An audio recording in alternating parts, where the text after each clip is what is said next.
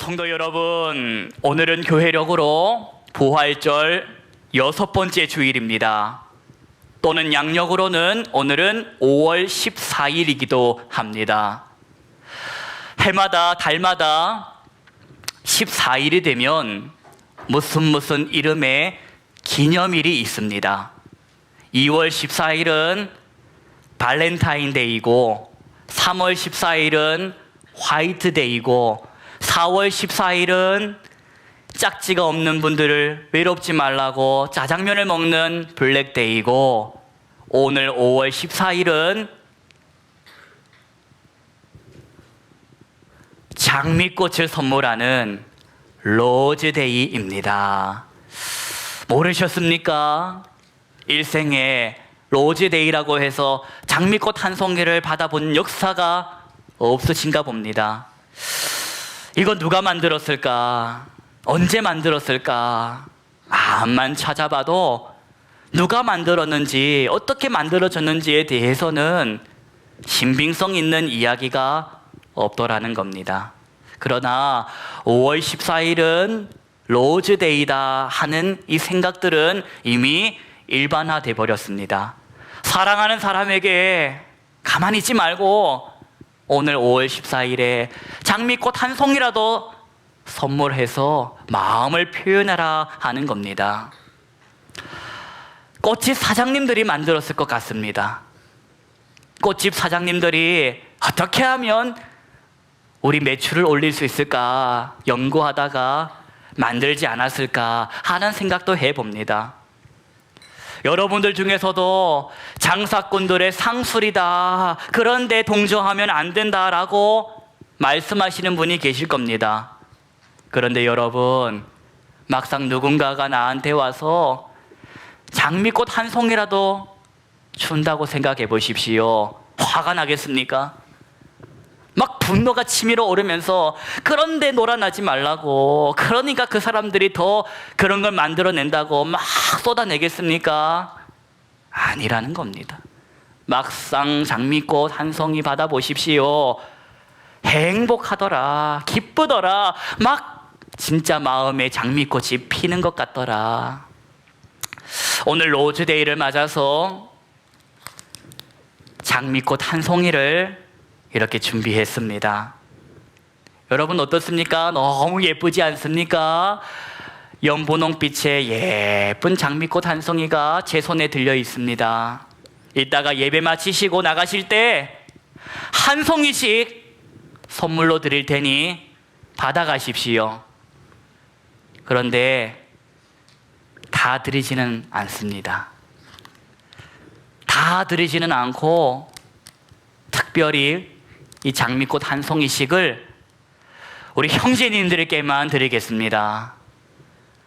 우리 형제님들은 예배 마치시고 나가실 때 장미꽃 한 송이를 받아가시기 바랍니다. 이 장미꽃 한 송이 형제님들 받으면 얼마나 기분 좋은지를 한번 경험해 보시라고 드리는 겁니다. 이런 거 받으면 뭐고 좋아 하면서 받으실 때 다 웃고 가실 걸 제가 압니다. 여러분, 이런 거 받으면 기분이 얼마나 좋은지를 좀 아셔서 이런 걸 좀 주고 사시라고. 사랑을 받아본 사람이 사랑을 한다고 꽃을 한번 받아보시니 이제는 좀 꽃도 좀 선물하고 사시라고 선물로 드리는 겁니다. 그리고 또 하나, 오늘 형제님들 이 꽃 받으신 다음에 교회 안에서 주지 마시고 하루 종일 오늘 교회 일정이 마칠 때까지 품고 다니시다가 교회 일정 다 마치고 집에 가는 그 차편에서 기도하십시오. 이걸 누굴 줄까? 여러분 가지시라고 주려는 거 아닙니다. 여러분이 생각하기에 가장 소중한 사람, 사랑하는 사람 한 명에게 이 꽃을 선물하십시오. 가는 그 길에 기도하십시오. 하나님, 시험에 들지 않게 하시고 이 꽃을 딸에게 줘야 할지 부인에게 줘야 할지 주여 나에게 지혜를 주십시오. 기도하는 마음으로 주십시오. 성도 여러분, 오늘 예배 마치시고 형제님들은 장미꽃 받으시고 그리고 집에 가셔서 사랑하는 사람에게 전하십시오. 그리고 이 장미꽃이 며칠이나 가는지를 지켜보십시오. 오늘은 싱싱한데 이 장미꽃 한 3일, 4일 지나가면 어떻게 되는지를 지켜보십시오. 어떻게 되겠습니까? 시들 겁니다. 지금은 티가 안 나지만 오늘 저녁부터 하루하루 지나갈 때마다 싱싱했던 장미꽃이 뿌리가 뽑혔으니 하루하루 시들어감을 보게 되실 겁니다. 어떤 분들은 기술이 좋아가지고 예쁘게 또 말리시더라. 그런데 저처럼 솜씨가 없는 사람은 말린다 말렸는데 말리고 보니 곰팡이가 피고 결국에는 버리게 되더라. 여러분 잊지 마십시다. 지금은 싱싱해 보이나 이 꽃 나중에 어떻게 된다? 시든다, 마른다. 꽃은 시들고 풀은 마른다. 사나흘 후에 이 받으신 장미꽃 우리 자매님들이 보시면서 이 시들어 가시는 걸 보면서 오늘 이 주일 말씀이 더 선명하게 다시 생각나기를 축복합니다. 베드로전서 1장 24절 말씀을 들어보십시오. 그러므로 모든 육체는 풀과 같고 그 모든 영광은 풀의 꽃과 같으니 풀은 마르고 꽃은 떨어지되 오직 주의 말씀은 세세토록 있도다 하였으니 너희에게 전한 복음 곧 이 말씀이니라. 아멘. 마르지 않고 시들지 않는 생명의 말씀, 그 하나님의 말씀으로 이 한 주간을 살아가고 버텨낼 힘과 능력을 공급받으시기를 축복합니다. 1952년도입니다. 1952년도 그때 살아계신 분이 계십니까? 71년 전 김춘수 시인이 이 세상에 꽃이라는 이름의 시를 발표합니다. 살면서 한 번쯤은 이 꽃이라는 시에 대해서 들어보셨을 겁니다. 내가 그의 이름을 불러주기 전에는 그는 다만 하나의 몸짓에 지나지 않았다. 내가 그의 이름을 불러주었을 때 그는 나에게로 와서 꽃이 되었다. 예수 믿는 사람 때려잡자.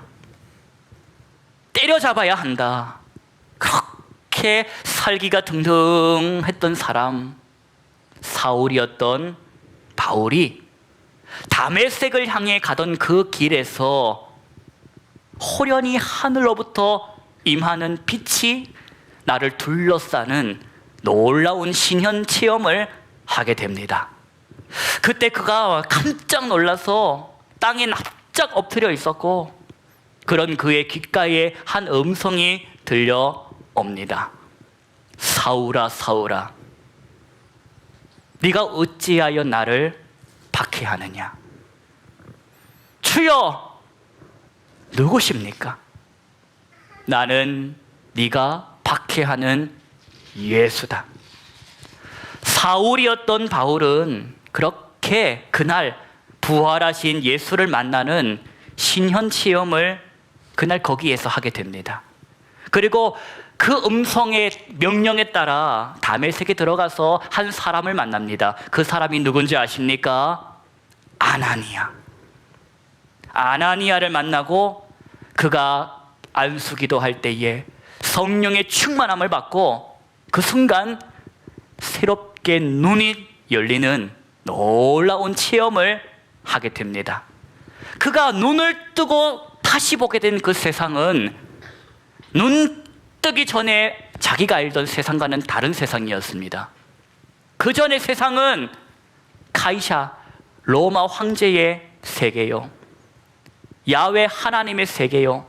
그런데 눈을 뜨고 보니 예수 그리스도의 세계라, 그거를 깨닫게 됩니다.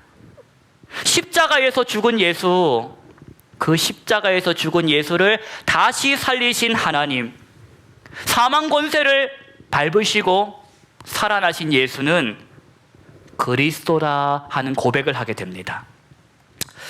여러분, 바울은 예수님의 다른 제자들하고 조금 달랐습니다. 그는 살아생전에 주님과의 추억이 없었습니다. 다른 제자들 베드로처럼 주님과 식사를 해본 적도 없고 주님과 함께 길을 걸어가 본 적도 산책을 해본 적도 없던 사람입니다. 바울이 예수님에 대해서 아는 것은 이겁니다. 죽었다가 살아났다. 죽었다가 살아나셨다. 하나님의 약속을 따라 그동안 우리가 기다려왔던 메시아가 누구라? 이분이셨다. 다메섹을 향해 가던 그 길에서 바울이 예수를 만나기 전에는 어떤 생각이 그의 마음을 가득 채웠나? 바로 나무에 달려 죽은 자는 하나님께 저주를 받은 자다.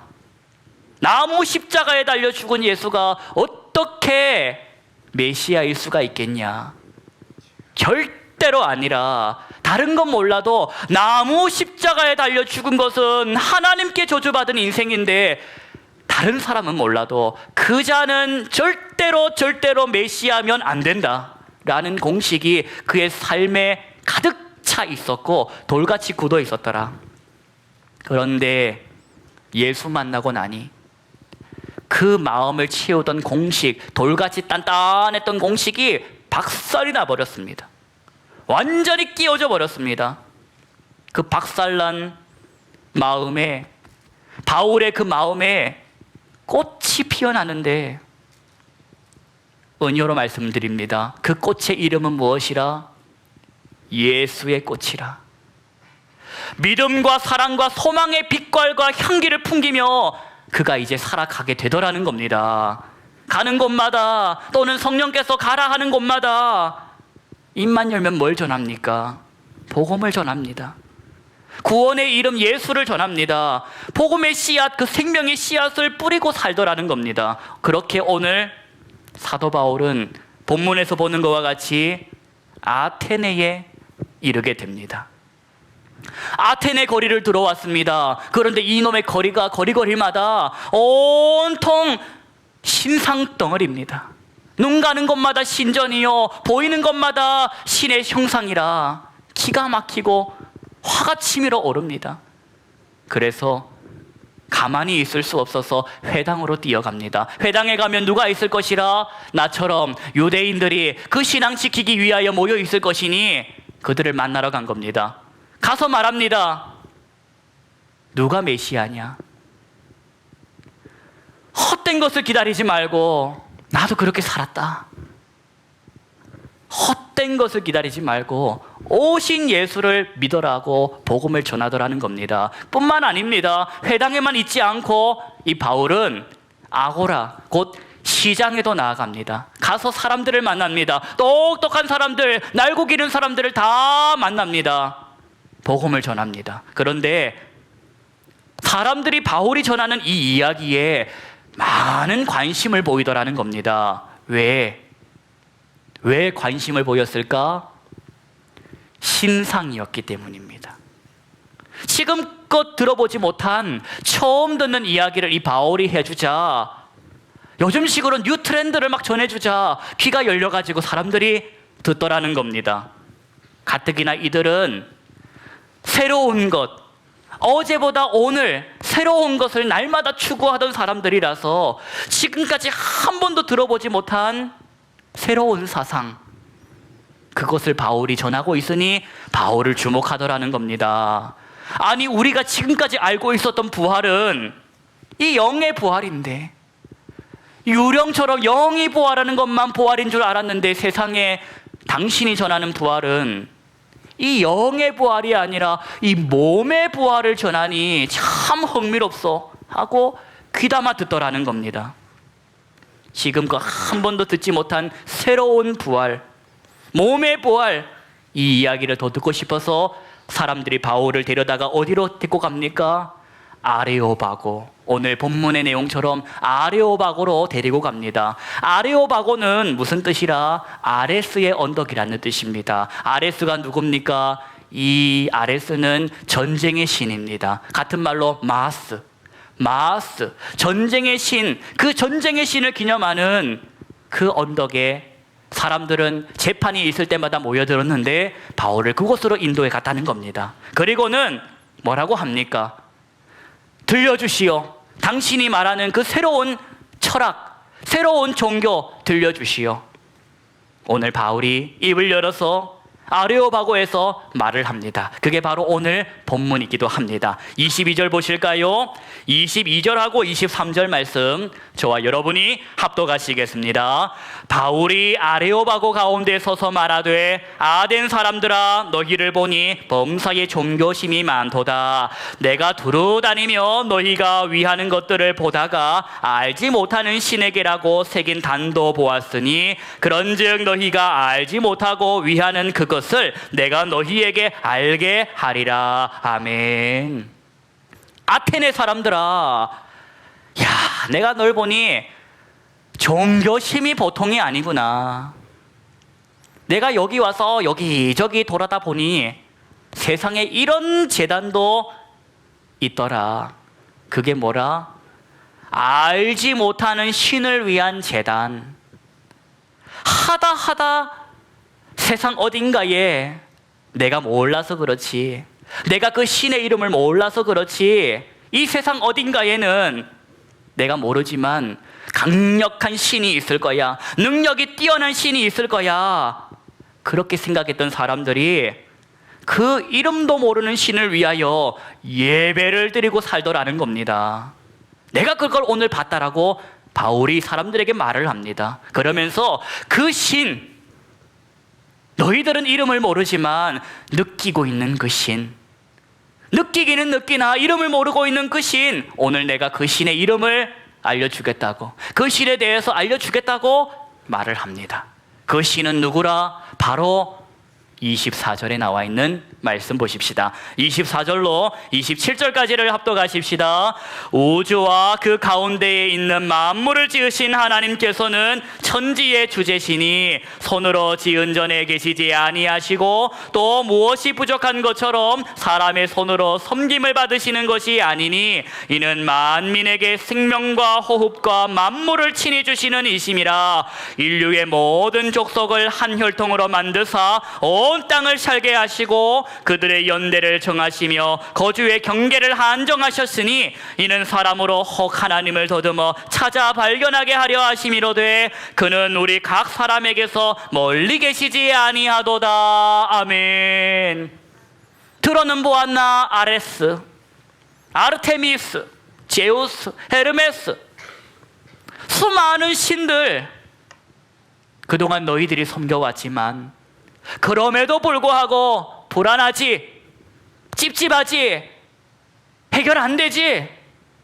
그 목마름, 그 불안감, 그걸 해결하다 하다 못해 세상의 이름을 알지 못하는 신까지 섬겨온 인생들아, 너희가 지금까지 진짜를 만나지 못해서 그런 거야.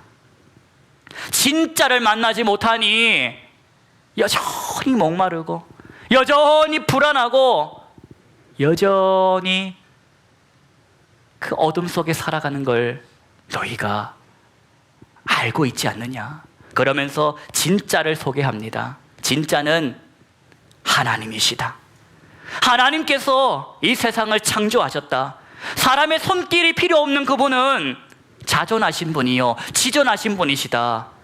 오늘도 당신이 살아있는 것, 당신이 살아 숨을 쉬는 것, 발 딛고 살아가는 이 모든 삶, 그 생명, 그 호흡, 그 만물을 만드시고 주신 이가 바로 하나님이시다 라고 바울이 선포하더라는 겁니다. 그러면서 하는 말이, 내가 너희들이 믿고 살고 섬겨온 신을 모르니까, 너희들이 생각하기를 내가 너희들이 믿는 신을 모르니까 이런 소리 하는 거라고 생각하겠지만 아니라, 나는 너희들이 섬기는 신들이 뭔지, 너희들이 믿고 있는 사상이 뭔지 다 알고 있는 사람이라 하면서 바울이 자신의 알고 있는 이 이야기를 해줍니다. 그게 28절하고 29절에 있는 내용입니다. 여러분 28절과 29절 합독하십시다. 우리가 그를 힘입어 살며 기동하며 존재하느니라. 너희 시인 중 어떤 사람들의 말과 같이 우리가 그의 소생이라 하니 이와 같이 하나님의 소생이 되었은즉 하나님을 금이나 은이나 돌에다 사람의 기술과 고안으로 새긴 것들과 같이 여길 것이 아니니라. 봐라 나도 안다. 너희가 믿고 섬기는 제우스 그 아들 미노스에 관한 이야기도 내가 알고 제우스를 위한 찬송시의 내용이 어떠한지를 내가 다 안다. 그걸 다 알고 있는 내가 너희들에게 말한다. 너희들이 알고 있는 모든 것들 다 뭐라? 가짜다. 가짜. 금이나 은이나 돌에다가 만들어 놓은 그 사람들이 만든 다 가짜일 뿐이다. 진짜는 누구다? 하나님이시다. 지금까지 너희가 몰랐다고 하겠지만 이제 들었으니 알았으니 아테네 사람들아 회개하라. 돌아서라고 바울이 선포하더라는 겁니다. 돌아서라. 어디에서 돌아서라? 그동안 너희들이 진짜라고 믿었던 그 가짜 짝퉁신으로부터 돌아서라. 그리고 참 하나님만 섬겨라. 하나님만이 참 하나님이시기에 그분의 말씀만이 진리이기 때문에 하나님의 말씀을 믿고 살라는 것입니다. 그러면서 그 하나님의 말씀이 진짜라는 증거가 뭔지를 말하겠다. 죽었다가 살아난 예수가 하나님의 말씀이 진짜라는 증거다. 예수가 죽었다가 살아났다. 하나님의 말씀이 옳다, 맞다라는 확실한 증거다. 그러니 돌아서라는 겁니다. 30절 보십시다. 30절로 31절 말씀 저와 여러분 합독하십시다. 알지 못하던 세대에는 하나님이 간과하셨거니와 이제는 어디든지 사람에게 다 명하사 회개하라 하셨으니 이는 정하신 사람으로 하여금 천하를 공의로 심판할 날을 작정하시고 이에 그를 죽은 자 가운데서 다시 살리신 것으로 모든 사람에게 믿을 만한 증거를 주셨음이니라 하니라. 아멘. 여러분, 우리가 생수를 마시고 살고 있다 보니까 생수 귀한 줄 모릅니다. 생수를 마시고 있다 보니까 생수 귀한 줄 모른다라는 겁니다. 그런데 만약에 생수가 아니라 우리가 구정물도 물인데 하고 우겨대면서 그걸 여지껏 마시고 살고 있다 생각해 보십시오. 뭐 어때? 구정물도 물인데. 생각만 해도 속이 메스끄럽습니다. 밖에 나가 있는 사람 보십시오. 예수 모르는 사람들, 이 사람들이 생수의 근원이 되시는 하나님을 모릅니다. 그리고 엉뚱한 데 가가지고 물 좀 달라고 합니다. 엉뚱한 데 가가지고 물 좀 달라고, 돈이 있으니 내가 사 먹겠다고, 돈 많은 사람들은 많이 주고 사겠다고, 돈 없는 사람들은 쩔쩔쩔쩔 거면서 자비를 베풀라고 생수를 사달라고 그럽니다. 아테네 사람들아, 대한민국 사람들아, 이 천안 동명동 사람들아, 암만 신상들을 만들고 또 만들고 세우고 또 빌고 빌어봐라.